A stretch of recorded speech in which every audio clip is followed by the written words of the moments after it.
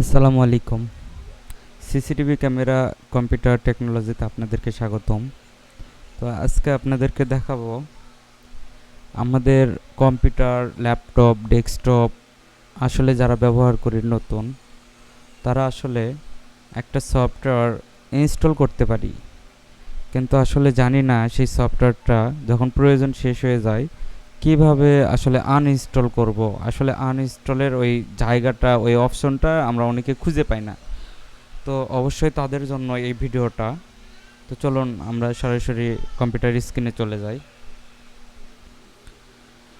Computer সর্বপ্রথম আমরা right বাটনে ক্লিক করব, করে পার্সোনালিটিস এখানে অবশ্যই ক্লিক দেব।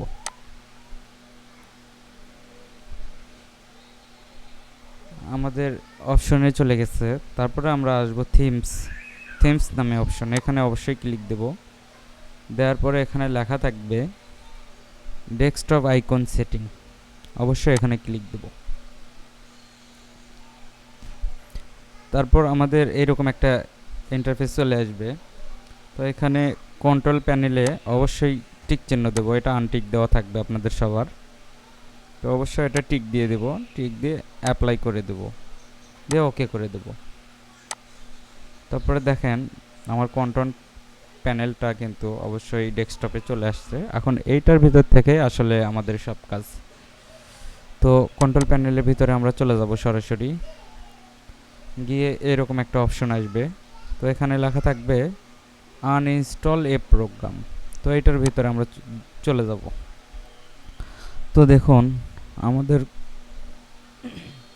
কম্পিউটারে যতগুলো সফটওয়্যার ইনস্টল আসলে করা আছে সবগুলো দেখাচ্ছে, শো করছে।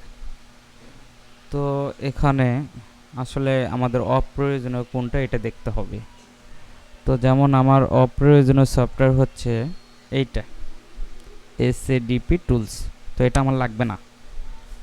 তো এটাতে ডাবল ক্লিক, ডান দিকে একটা ক্লিক দিয়ে দিব, দিয়ে এখানে লেখা থাকবে আনইনস্টল, বা এটাতে ডাবল ক্লিকও দিতে পারবো।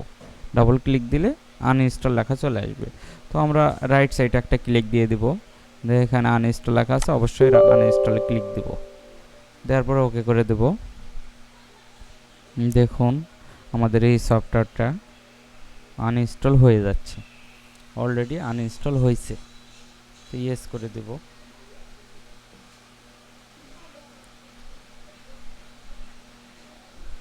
তো এখানে আমাকে বলতেছে যে আপনার কম্পিউটারটা কি এই মুহূর্তে রিস্টার্ট করবেন না পরে রিস্টার্ট করবেন।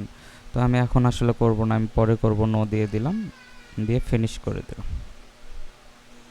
তো এইভাবে আসলে আপনাদের যতগুলো সফটওয়্যার থাকবে যেইগুলো ইনস্টল করার পরে কাজ শেষ হয়ে গেছে আনইনস্টল করবেন, সেগুলো এইভাবে কন্ট্রোল প্যানেলে গিয়ে আনইনস্টলে গিয়ে এভাবে দেখবেন যে আপনার কোনটা আসলে প্রয়োজন না।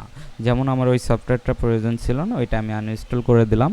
কম্পিউটারটা তাতে ভালো থাকবে, অনেক পাতলা থাকবে, ফ্রেশ থাকবে। তো এই ছিল আজকের মতো ভিডিও। যদি আমার ভিডিও দেখে অবশ্যই আপনাদের হেল্পফুল হয়, অবশ্যই আমার চ্যানেলটা সাবস্ক্রাইব করে দেবেন।